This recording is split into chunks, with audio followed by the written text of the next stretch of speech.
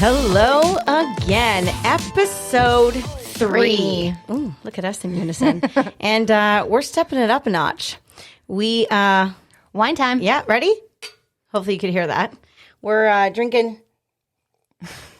You can hear it's like ASMR. We have some wine with us tonight because it is a lovely late Tuesday evening. It's a normal time to drink wine with your bestie, right? Yeah, it's not too late. I know. Definitely not too late. And I think we need wine for this topic because we are going to talk a little bit tonight about how the pandemic, how COVID has really affected just agility as a whole. And we're also going to talk about how it affected us personally and just James and I, for those of you who don't know, we are competitors and we are also coaches. So we have many students between online and in-house, like I would say close to 150 students. And so it's been crazy in terms of like competition and classes and things like that. So we've been open, we've been closed, we've been open, we've been closed.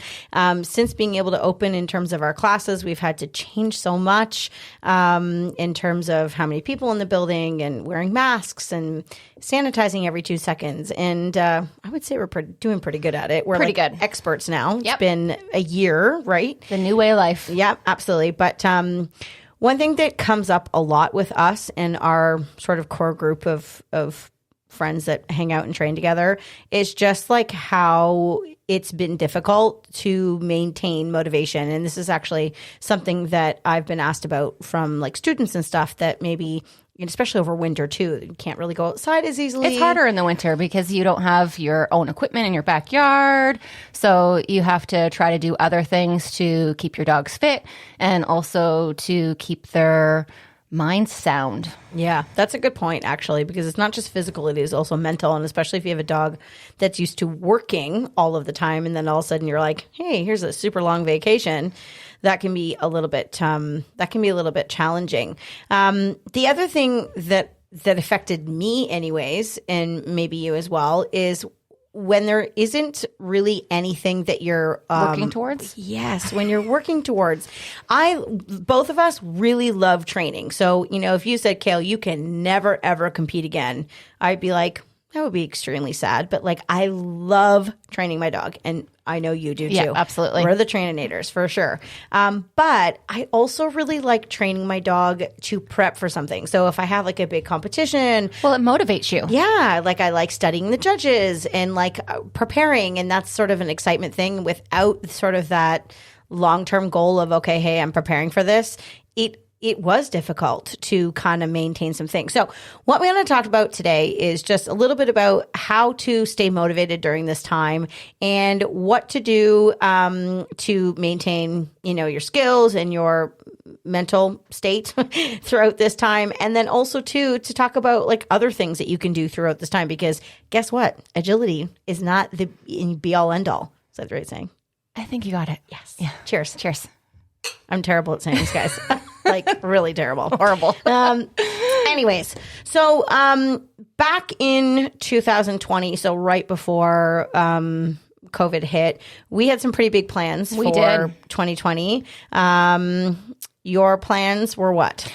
I was going to Worlds in May. Yes, you were. Had my plane ticket bought. My family was going. You were coming along. It was an ideal situation for me. It was beyond excited. Mm-hmm. Yeah, first time her dog had made the world team. She had just come off of Canadian National Championships as the champion. Yeah. And you slayed it. And then I ended up being asked to be team coach, which was so exciting for me. But we've traveled so many times and been to so many as competitors. Yes. Yeah. So I could kind of monopolize all your time. Yeah, I was really, really looking forward to that for sure. Because any other time I've coached you overseas, I've been in my bed on my phone over live stream. Which worked really well. Really well. It did. Yeah, so we were really looking forward to that. James has a dog that's a little bit older than mine. My dog is at that time, she would have been three. And her training was coming together. So my hope was to try out for a bunch of world teams. And she's sort of an exciting thing because she's a border collie that like a mini didn't grow. She grew properly, but she's just really small. So she actually measures into the medium category, which is just I don't even know how I got so lucky, but anyways, I was just really excited. We had big plans, and it was going to be a pretty big year for us. First year ever together, really competing. So, Yep. And then, of course, I was traveling with your team and then also with the WAO WAO team. First time coaching Team Canada after being on Team Canada every year since like 2004. And you were prepping, you were preparing drills. And I was loving it. I was loving it with the team. Anyway, so that was really sad.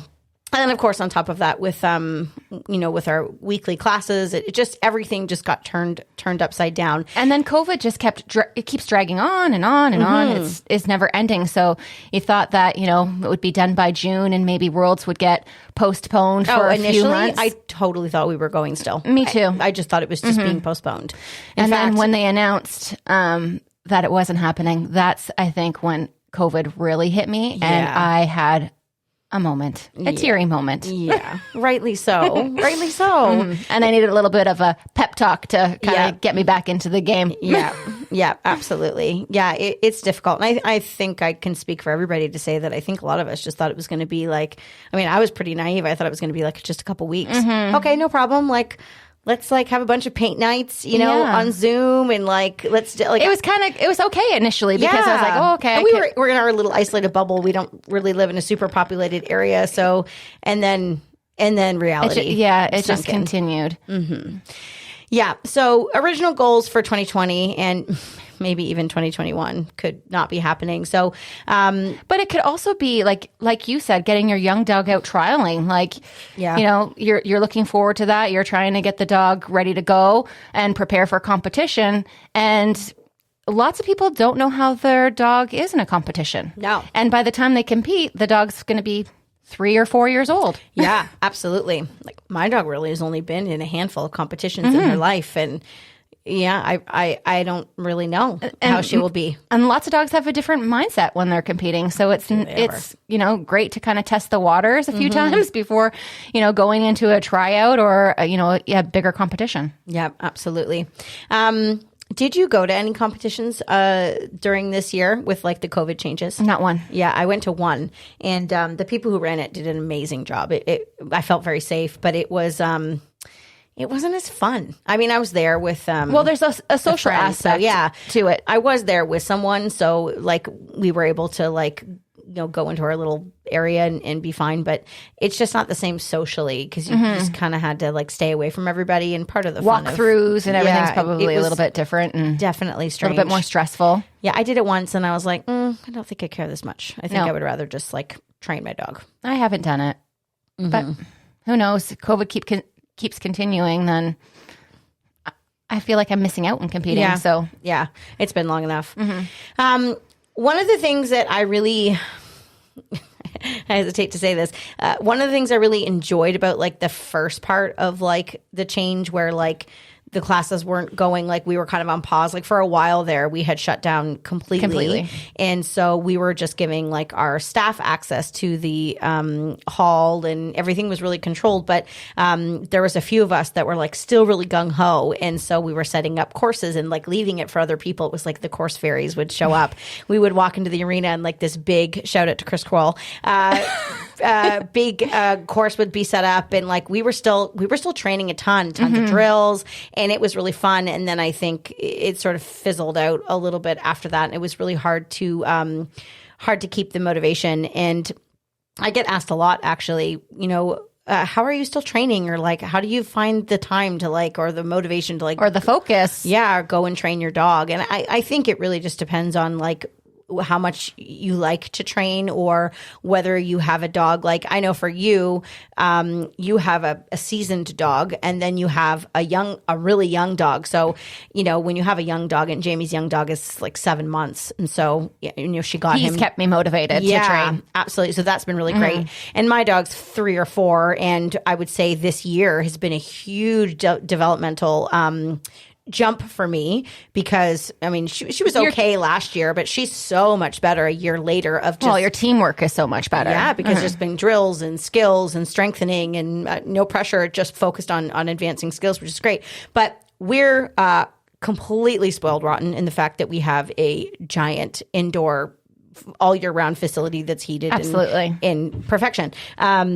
so we have somewhere to train, but I do know that when you're in a situation where you don't have access to equipment, you maybe don't have a big yard or whatever it might be, it is hard to stay involved. And I know some people really took it hard that they couldn't go to trial. And I often felt bad saying like, it's okay, like just find other things to do. I mean, it's easier for me to say because I could go to do agility.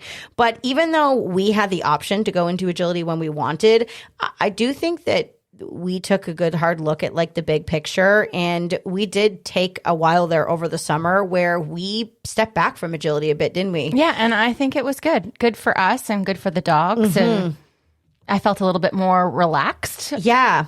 I don't think that I realized like the grind that we would do in terms of like the amount of competitions. Okay, we're training for this one. Okay, that one's over. The next one's training. And like we're so intense about it, which is why we're good at it. I mean, that's good. But when we were taking a step back and like, it was like, hey, what's up this weekend? I don't know. Okay, let's go paddleboarding. That was a focus. That was so fun. We dedicated once a week to go paddleboarding.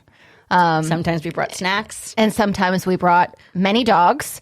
And then sometimes we're like, oh, can't handle that many. Let's just bring 2. Yep, absolutely. Yeah. But I really enjoyed that. I really enjoyed spending time with you, of course, but spending time with our dogs in a more relaxed setting. Yeah. I think that took the pressure off us, took the pressure off the dogs.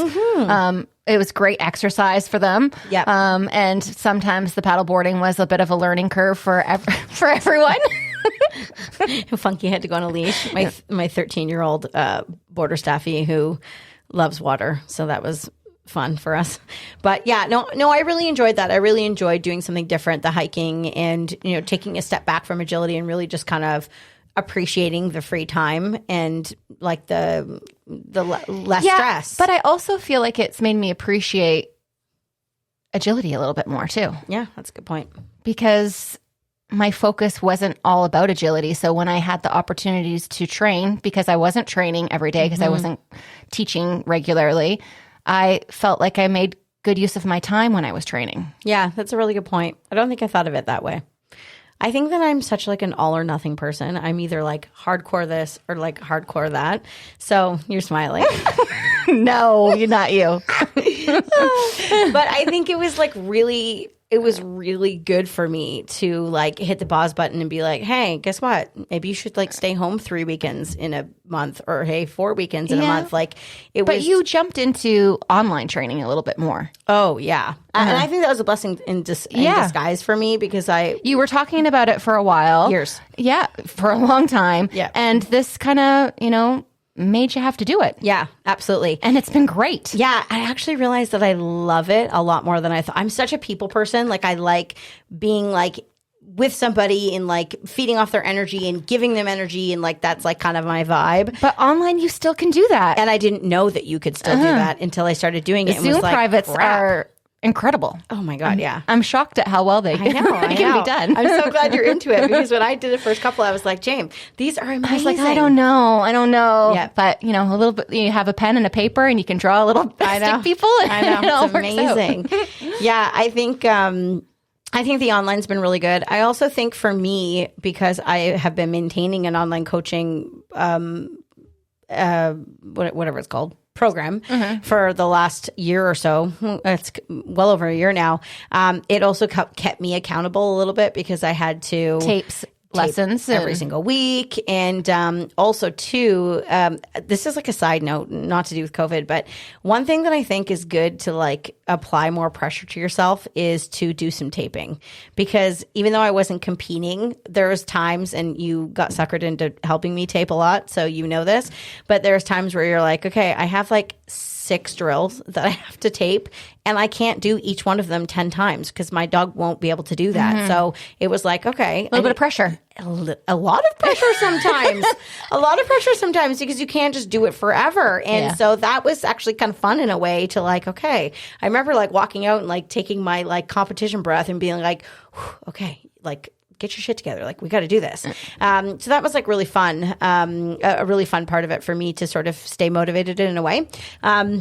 And for the people who, also during that time, I had to totally change how I was doing the coaching because 90% of the people that were taking a program with me suddenly didn't have access to equipment. Yes. So, and also I when we have classes, Full use of the arena. Oh, absolutely. Yeah. And I use the fact that we have people setting things up all week and like I can do these big extravagant setups. Well, like suddenly now when it's me and I have to go lug all the equipment by myself and I realize like I think like, okay, I need to make this easier not only for myself but for everybody. So I had to change a lot of what I was teaching. So then it turned into being a little bit more about like skill building, which is like my favorite thing. That's my favorite thing too. So it was so fun. There's so many things you can do and just like with a couple obstacles, a small space. And so things really, really shifted. And it's just a great learning curve. And I think it was a good way to kind of keep the people who were doing the thing accountable every single week and whatnot. So that was really, really fun.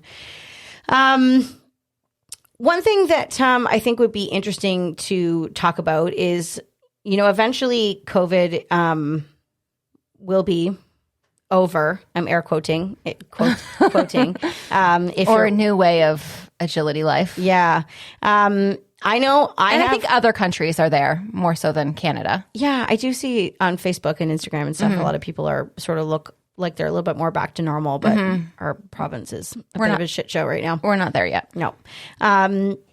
But I know there's something that I'm super concerned about when I get back to classes, and I've talked to you a little bit about it. But are you worried about anything in specific? Like, what are you most nervous or apprehensive about? Like when the time comes to like enter your first competition back?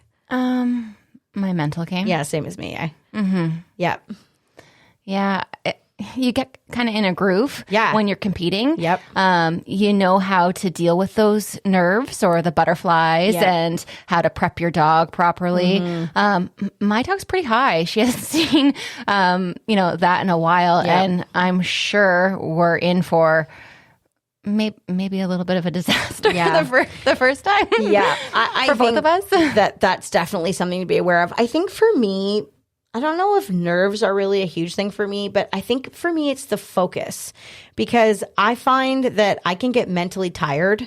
So like when I'm competing a lot, like there was a time when I was like younger and crazy. Competing with 3 dogs. 3 dogs for a whole day. Every dog would be in 3 or 4 runs and I would like come home and I'd run like 35 runs or something ridiculous at the time. Why I thought that was a good idea, I'm not too sure. It was fun at the time. And now I'm down to my 1 dog. And I find mentally to stay focused for that long, I think it's especially if you're be a challenge. Yeah, with 1 dog when you're only, maybe you're there for 8 hours and you run 3 runs. Yeah. Yeah. At 30 seconds each run. Yeah, I think that is a skill that I'm good at normally is that like, okay, turn off, go and chill out, and then I can turn on and then I'm focused and I'm ready to rock. That's something that I was really good at. But this is the longest time since I was probably 14 or 15 years old. So we're talking over 20 years? No, 15. Whatever. I'm terrible at math, guys. Yeah, no. I'm 37. Oh. Whatever. Do the math. Somebody listening is going to be better at math. Don't do math. Anyways, long time. So this is the longest that I've ever gone without competing, ever, in my whole life. So it is, I try not to think about it and get too worried about it because whatever it is, what it is. But I do wonder, how horrible am I going to be when I go back? Like all the things that normally I'm pretty good at because of my experience. Well, usually I can maintain all that because I'm constantly doing some type of competition. But I think going back though, you got to kind of switch your way of thinking. Is it like riding a bike? I don't think it is. I think there's going to be rusty times. Yeah, but I think you have to be okay with that. Though. Yeah, and I am okay with that. I just think it's interesting. It's like new territory that I've never even thought about before. I just it's agility. It's what I do. But now it's not. Well, you do it. You just do it a little bit differently. You're right. And then when you go back, it's going to be done differently too. So yeah, that's true. Yeah, I think it will be interesting to see how it is. But it's also hard too because all of our big competitions have been pushed back too. So we don't really know when, Worlds will be, or a regional or a national event will I know. be. We don't even know what we're training for now. No. Just training for fun. For the fun, yeah. For fun. And for a the challenge. Love of it. We'll be ready. Yeah. That's why whenever I see like challenges on Instagram or something, I'm like, yay, something to like be excited about. Yeah. Whatever. We're hard up for entertainment, I think. But yeah, I think that's what the mental side of things. I'm actually not so worried about my dog's skills per se, because I actually think that they're better than they've ever been. Yeah. But the teamwork and the whole process of the competition, I'm not sure. I how don't that's think gonna the go. teamwork. I think that maybe just the rustiness of being in a trial setting, because just like your dog is in class, she's going to be even different when she's in a trial setting. So I think that might be a bit of an adjustment to remember that, this isn't class. Yeah. It's like a whole new high. We talked actually about dealing with high drive dogs in the last episode. So if you guys have a high drive dog, that might be one to listen to, for you to listen to. There were some really good tips about dealing with high drive dogs. Another thing that I think is important to think about is, not everybody has been able to train agility during this time. So if you've been taking a long time off and you've been focused on your dog's fitness in terms of like maybe hiking, swimming, biking them, whatever Conditioning, it is, any type of conditioning. it's really good if you're doing that. If you've been doing nothing, then that's going to take you a little longer to get back and to be comfortable. But I think what people need to remember is that there's different types of fitness. So I know when we had that long break and then we did come back to classes, we had actually to remind students, and we set something out ahead of time to say like, hey, send us what you've been doing with your dog so that we can make changes in our lesson plans, because I'm not going to like make this and do the right thing for the dog. Yeah, I don't want to make a super hard drill or whatever when like the dogs are going to get hurt or whatever. So we had to be really careful about that. And also encourage the students to jump their dogs lower. There's no point in jumping them at their original height when there's no, competitions in sight. So starting to build them back up to be able to jump their full condition height. Less repetitions. We really tried Good to warm focus up, on good cool down. Warm up, cool down, huge, because they're using totally different muscles. Like it's great if my dog was in great shape, but she wasn't in agility shape. Yeah.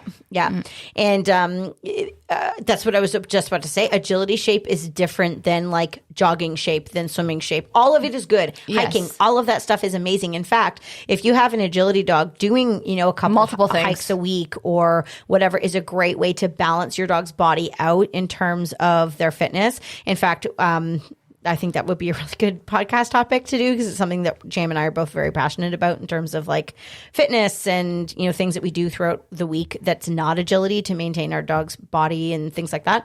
But yeah, that's super important. We were quite strict about what people were to do with their dogs, because the last thing they want is, for them to come in after having X amount of months off and then they're be off for another 6 weeks I'm because of a injury.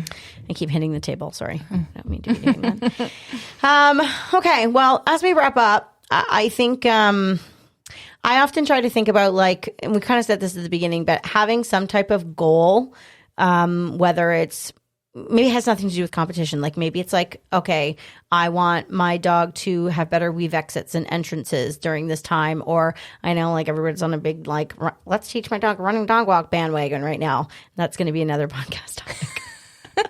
Don't get me started. But current goals. What are your current goals right now? Let's talk about Smooch, because he's the one that you're focused mostly on right now. What's your current goal for like the next, like, let's say 3 months? What's your goal? Agility wise, not like obedience wise. Okay. I know what one of your goals can be. Oh. I want to hear yours first, though. James, look at how much wine I have and look how much wine you have. I don't know what's happening here. Oh, my God, guys. To complete my running A-frame. Oh, I like that goal. To get lower on my teeter-totter. I'm almost there. More of a drop? Yeah, more of a drop. And putting some sequences together. Yeah, that's what I was thinking. I haven't done much of that because I don't know why. I think I've been really focused on some of the equipment. I think that you've done it right though, because I think that he was younger before, so like doing like individual skills I think was really smart, which you have been doing. But I think what would be interesting now that he's, what is he, almost 8 months old now, right? Starting to kind of see like, is he flanky? Is he chasey? Like, is he stocky? Check. Does he want to look at you? Whatever it is, because now when you start to put things together, you start to see things, and then you can say like, okay, well now when I work on like things individually, not that we recommend like doing like full sequences with dogs this age. We're talking like jump, tunnel, jump, or like he needs to do a tunnel first. Yeah, like just very small sequences where you're starting to build a little bit of value from going from one obstacle to the next. But when you're just doing things super individual, it's kind of hard to feel like what they feel like. So I think that would be a good thing. Yeah. The other thing I was thinking for you would be like making more progressions on your dog walk, whether it's your stop or your running, because it just takes so long. I have been working on my dog walk ever since you asked me if I was doing my dog walk. Good for you. Good for you. I've had 2 dog walk training sessions. Oh, wow. I'm very impressed. Thanks. Yeah, I think those are good goals. What about you? I don't know what my goals are. I think I was saying the other day, with having, I have a 5-month-old border collie right now that is sadly not going to be staying with me.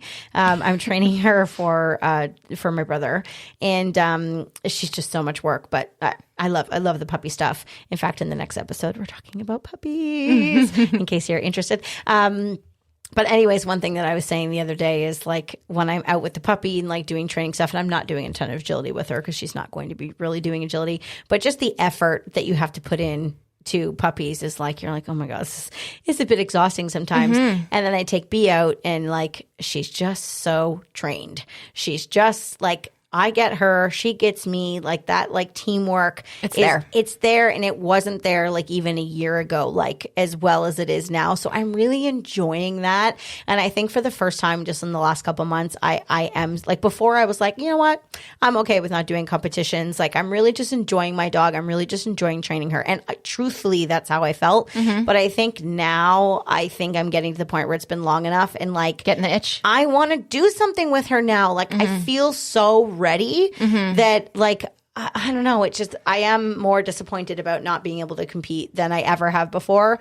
My patience, I guess, maybe has run out a little bit more, but in terms of goals, I don't really know what my goals are. I would never say something as foolish as like, oh, her training's done and like I'm good to go. You're always training. Always training. There's always new things. I think that I would love to keep, you know what one of my goals are? I just thought of it right now. Could you see my, yep. Did you see my thought process happening? Wheels were turning. Yep. It's very obvious when that happens. I would really like to make an effort to train on drills and courses that I have not designed. Because I find I have a style, as you know. And my style is pretty good. Yeah. But I think sometimes it's really good to practice. That's comfortable for you. Yeah. It's super comfortable because it came from my brain, even though I think it's hard. And sometimes it is hard, but whatever, when you do your own stuff, it's different than doing other people's stuff. Absolutely. So I think I want to keep trying to like, you know, work on different challenges or pick courses or sequences from other people's designs so that it's not necessarily like in the back of my head. I think that would be a good way to like maybe push some discomfort on us as a team and then figure out like, do I still have any holes? Like, and what I need to do. But I think in terms of like my training and like her skills and things like that, I think she's doing really well in that area. But I think it would be like making sure there's no kinks. That makes sense. I don't want to be kinky. So I think that would be my current goals. So, you know, this is a hard time for sure for everybody for so many reasons. But, you know, can I bring up one thing that I think could be a hard time for some people? Yeah. Which is for me with my competition dog. She's getting older. Yeah. So her competition days will come to an end at some point, which is very sad. It's so sad. That's actually like as like team coach this year when we were making decisions about like whether we had to like postpone, keep the same team, like what we had to do. And I was like looking at the team roster and like looking at like the different ages of dogs and stuff. And, you know, Grin's not super old, but you know, she's in her prime, but there's some dogs in the team that are already like 9-10 years old. And like, this is the end of the road for them. And when you have it in your head that like, I've been there. I literally remember leading out from Funky in my last run at World Championships, whatever year that was, like just a couple years ago. Yep. And like I was WAO. fighting back the tears because I was like, oh my God, this is the last time. This is the last time I'm going to do this. And I was like, we can't cry about it because then you're going to suck the thing, going to shit the bed. Like you got to Get it together. You got to get it together. But like, I was ready for that moment. I knew it was going to happen. But, if you think you're going and then all of a sudden you're told, okay, guess what? This isn't happening. Like, I've really felt for those people. I feel really sad for them because it's, for those of us who are really in this sport, like we work for years and years and years towards these goals. Yeah. And when you can't follow through with them, it's heartbreaking. It is heartbreaking. It really is. And the reality is we don't really know how long this is going to go on for. Mm-mm. So it makes me sad to think that that my competition days could possibly be over. Yeah. And I think that as like horrible as that is, I think that it also is really important to do the right thing for your dog. Yeah. And then also to remember that like we love agility and it is a huge passion of ours, but at the end of the day, it is just agility. Yeah. And we need to be grateful that we can spend time with our dogs in other ways. Like, we joked about like the paddleboarding and the hiking earlier, but like doing those types of things with your dogs to maintain that connection with them is really, really important. And, if you can't go out and compete, you're going to have to find something else that you can do that like allows you to feel that closeness to your dog. Because in my opinion, agility or whatever sport that you do with your dog, it develops like this closeness with them that that you just don't get with just like hanging out every day. And some people might disagree with me. Everybody loves their pet and they think that their dog's the best dog in the world. And I would never argue that at all. But I know personally, I have many dogs and there's a different connection. There is a different connection when you're working as a team with your dog towards something that's just different than hanging around. Yeah. They're your teammate. Yeah, absolutely. So yeah, it's tough. And, you just sort of have to, write down some goals for yourself. Maybe they can be directed towards eventual competition and make a list of goals that have nothing to do with competition. And one of those things on your goal list could be your dog's fitness, your fitness, skills, whatever it might be. Contacts. Yeah. Collection. Mm-hmm. Yeah, absolutely. There's all kinds of things you can do. But at the end of the day, it doesn't help you to just wallow in your sorrows about the fact that you can't compete. It is what it is. It is out of our control. Absolutely. So the most important thing is, trying to maintain a good attitude, but then also knowing that like, if you want to have a couple weeks where you just want to like kick everything and you're frustrated and you've had enough, that's okay too. Yeah. Because it's just... those moments happen. They do. Well, hopefully those of you who are listening, I don't know if we helped you.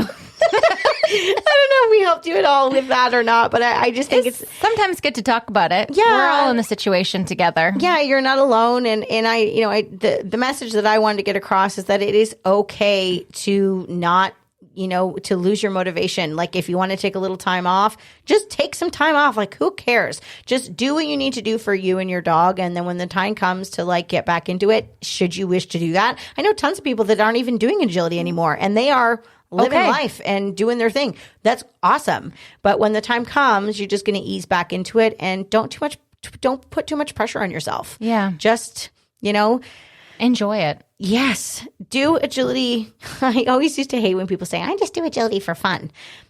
I don't just do agility for fun. I do it. It is fun, but like I want to be good at it.